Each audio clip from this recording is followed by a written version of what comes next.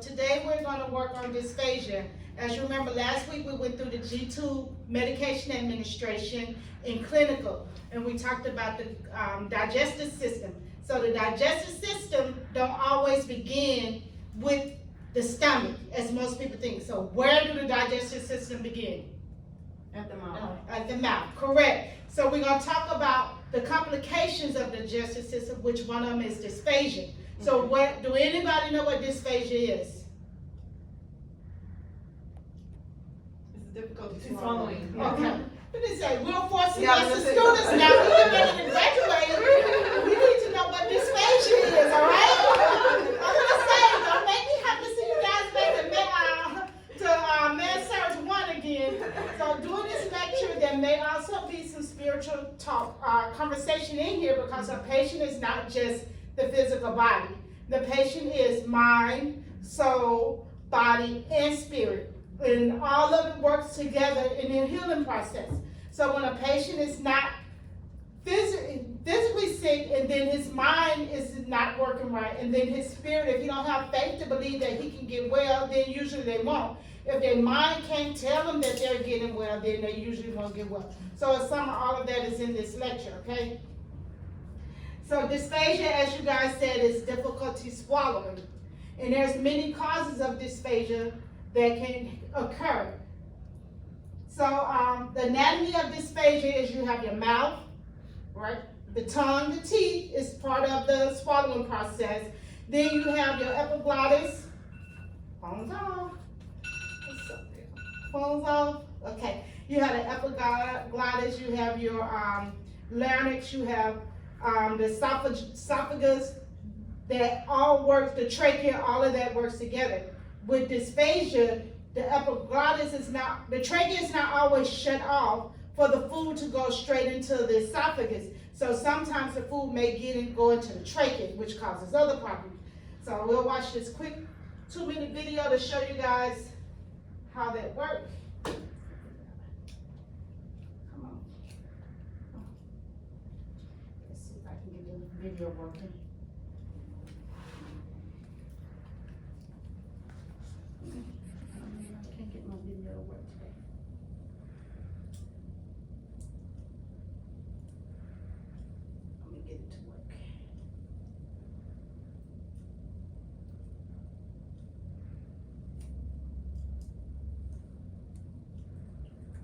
Just don't want to act right. See, real life nursing and teaching. Things don't want to work like they supposed to work. My mouse is acting up. Okay.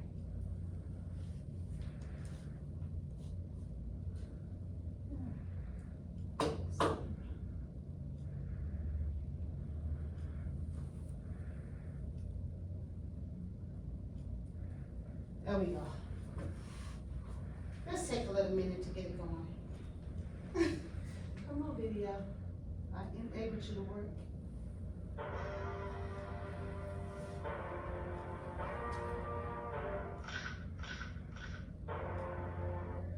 I'm trying to make it get bigger so you guys can see it.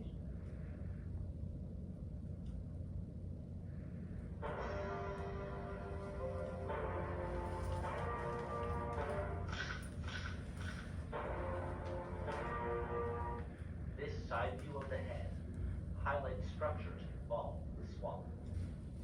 That includes the tongue, beak, epiglottis, and esophagus. The teeth grind and chop food into tiny pieces, while the glands in the mouth moisten it with saliva. Then the tongue pushes the moistened food, or bolus, to the back of the throat and down into the esophagus, which leads to the stomach. Let's watch the swallowing process again. First, the tongue pushes the food into the throat.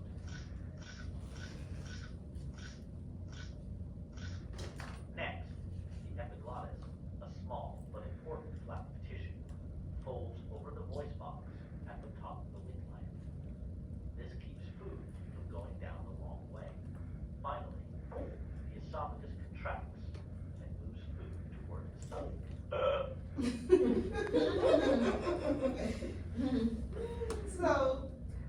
that shows you how the tongue works with the anatomy of the body works. I cannot see with my glasses on, so let me go back to the slideshow and go back.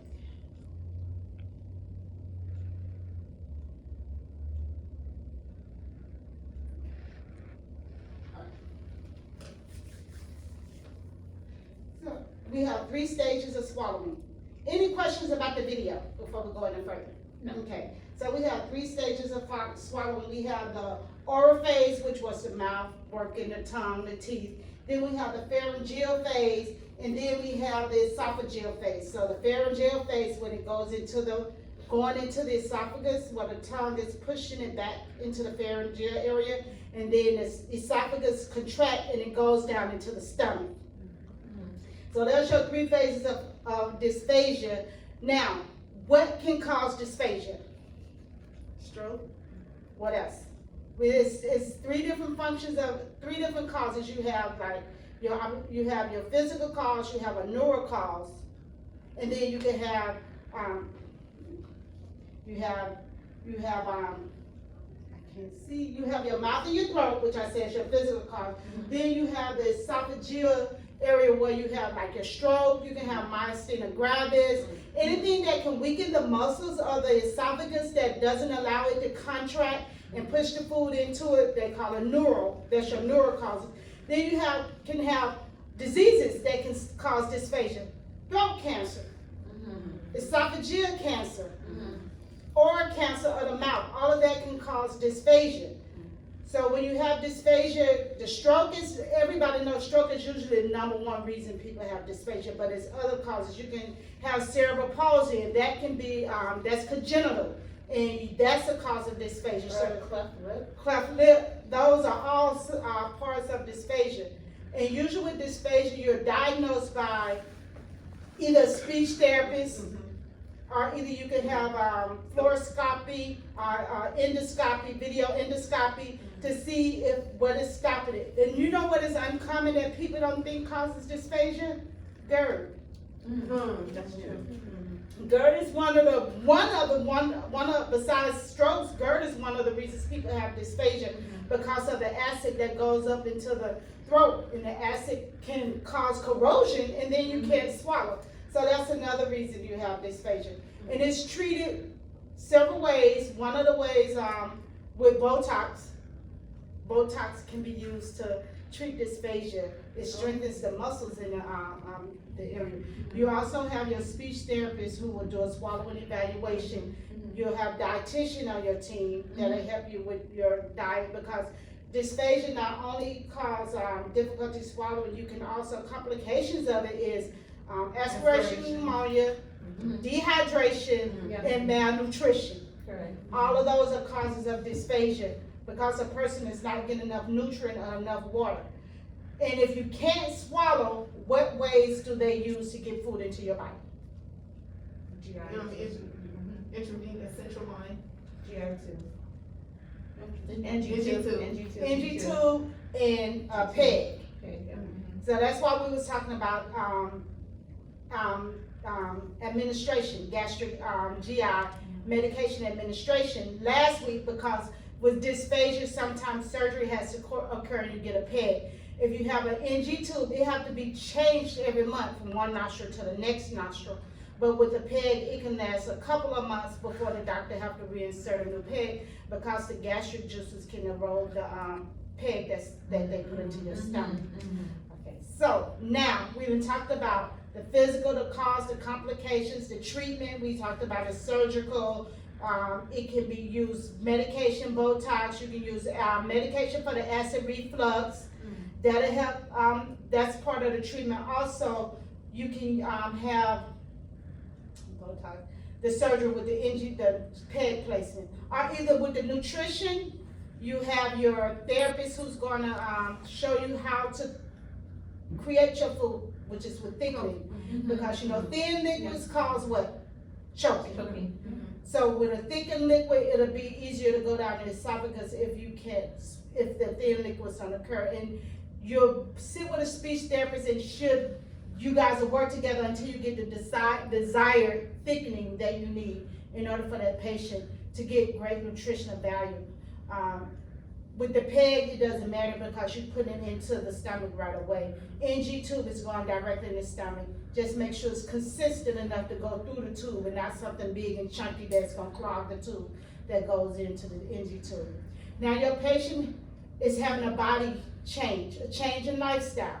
Usually a change in lifestyle, you have some kind of psychological part of that happens to a patient because now you have to adjust to a new lifestyle, to a new way of living. And then especially someone who has either a G-tube or either a PEG. Patients would prefer a PEG because it's hidden. Right.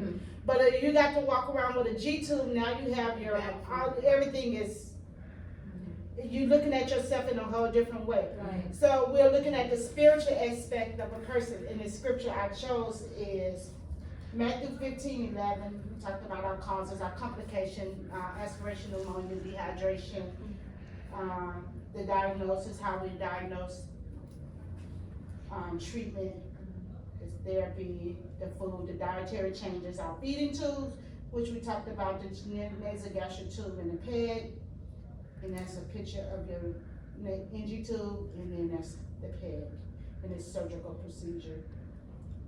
So, so the scripture I chose is Matthew 15:11. It says it doesn't matter what goes into the mouth, but what comes out of the mouth. With a patient, you have to let them know. It doesn't matter how the food get into your body, as long as you get the nutrition you need. Just like the words say, it doesn't matter what goes in your mouth, it will come out that defiles you. If you're giving a person good, healthy nutrition, then they're going to get well. And then you also, with his self-esteem, you letting the patient know you getting what you need.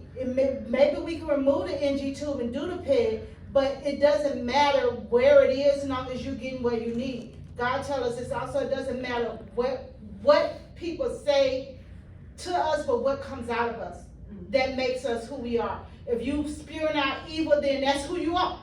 If you spewing out good, that's who you are. If a patient is receiving good food into him, then he's going to heal. If a patient is not able to get what he needs, then that patient is not going to be able to heal.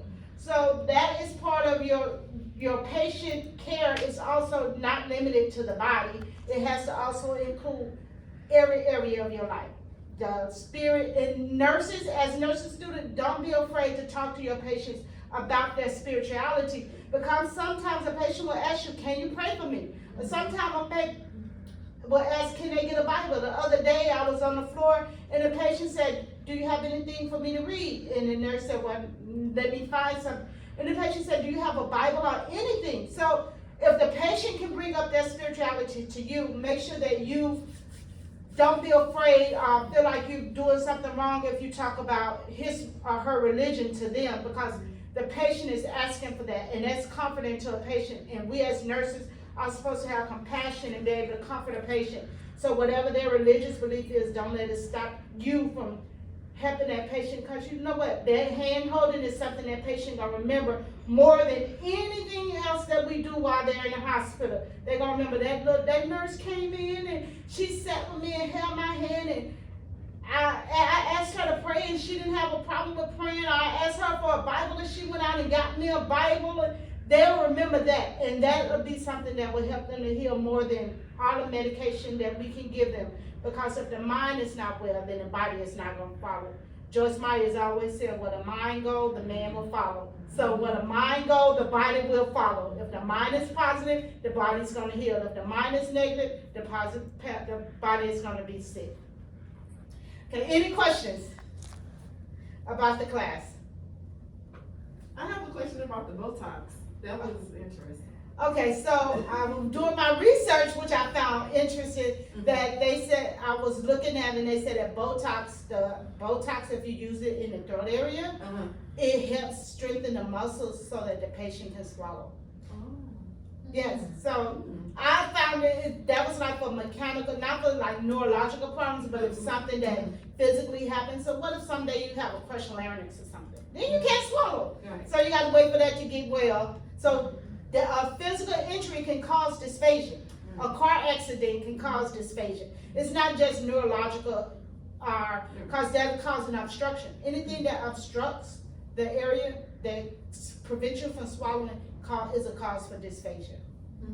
Any other questions, concerns? All right, ladies, quiz time. Thank you guys so very much.